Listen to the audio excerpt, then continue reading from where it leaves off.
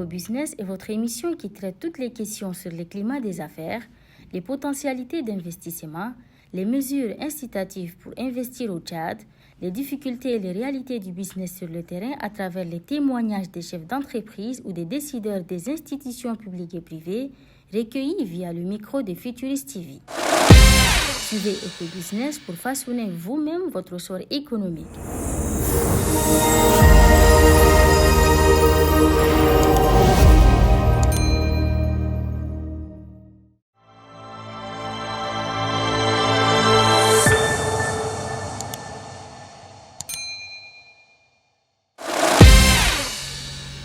Aujourd'hui, nous allons écouter Rimteba et Jean-Claude, chef des services d'exploitation et des opérations du Conseil des chargeurs du Tchad, qui va nous parler sur la nouvelle stratégie de son institution, qui est celle de dynamiser les relations avec les ports partenaires afin de faciliter l'acheminement des marchandises des commerçants tchadiens sans aucune tracasserie.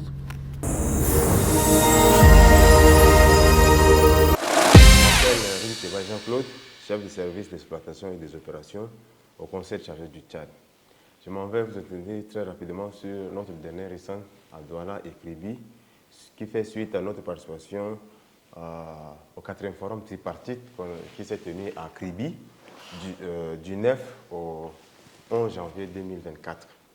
Cependant, lors de notre séjour à Douala, tout d'abord, nous avons eu une série de rencontres de travail avec les autorités portières ainsi que les partenaires, à savoir le Conseil national des chargeurs du Cameroun, le guichet unique du commerce extérieur du Cameroun, l'Union des conseils des chargeurs, ainsi que les armateurs, c'est-à-dire les compagnies maritimes, à savoir PIL, MAEX, CEMA, MAEX, où nous avons eu le rendez-vous, mais nous n'avons pas finalement eu à le faire, et aussi la régie terminale à conteneurs.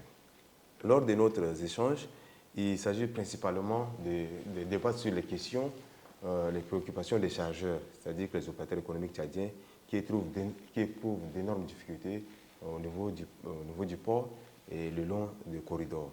Selon la convention entre le Tchad et le Cameroun qui est signée en 1999, il ressort des dispositions prises pour que tout se passe dans la règle de l'art et sans difficulté. Mais le comportement humain est fait à ce que soit le long du corridor ou au niveau du port, nos chargeurs éprouvent d'énormes difficultés, par exemple les faux frais qui naissent au jour le jour à travers, par exemple, les frais d'encombrement que le conseil chargeur a combattu et finalement ils ont annulé. Les frais de scannage, le frais de lavage de conteneurs sales et le frais d'impression de BL qui s'élève vers les 30 000 juste pour l'impression d'un document.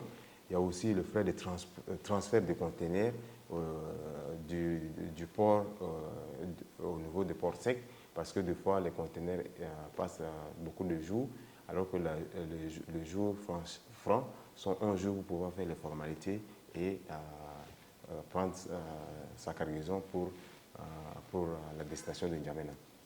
Aussi, nous avons demandé à siéger au Conseil du port synthèse, qui est un organe qui régule les activités au niveau du port, que ce soit le port de Douala ou le port de Kribi. Et nous avons aussi échangé avec les armateurs qui nous ont fait part des difficultés qu'ils éprouvent le long du corridor et aussi sur la place portière, en ce sens que lorsque leurs conteneurs arrivent, ils n'arrivent pas à contacter les chargeurs en temps réel. C'est-à-dire qu'ils envoient des messages et les messages restent sans suite.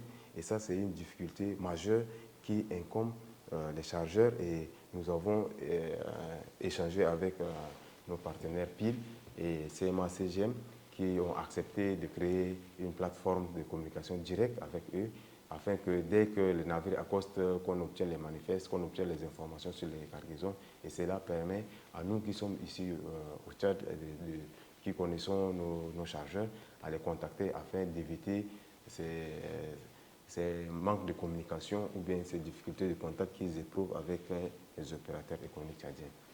Aussi, nous avons travaillé avec notre partenaire qui est le port autonome de Kribi, qui est un nouveau port et qu'il cherche à encore s'affirmer davantage. Donc nous avons eu un protocole d'accord avec le port de Kribi,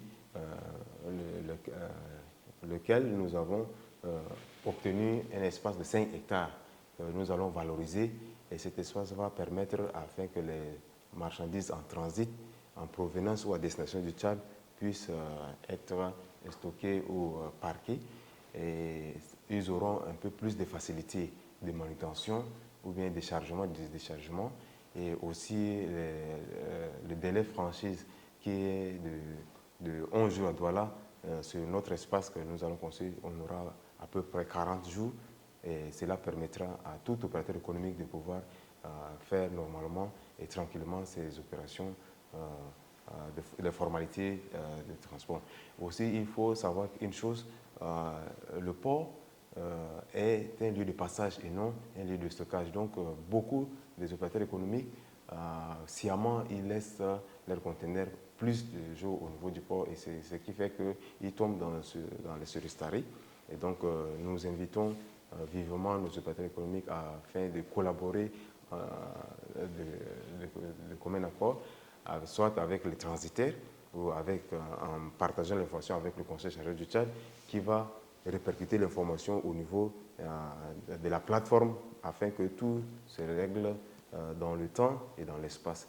Et nous vous invitons vraiment à rester connectés sur la chaîne Futures TV qui travaille au jour le jour pour informer les chargeurs, les auditeurs à l'international et à l'international sur les opérations du commerce extérieur du Tchad.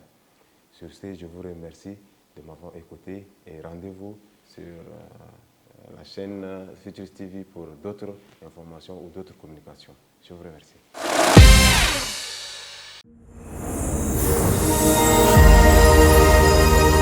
Merci d'avoir suivi ces numéros de Eco-Business.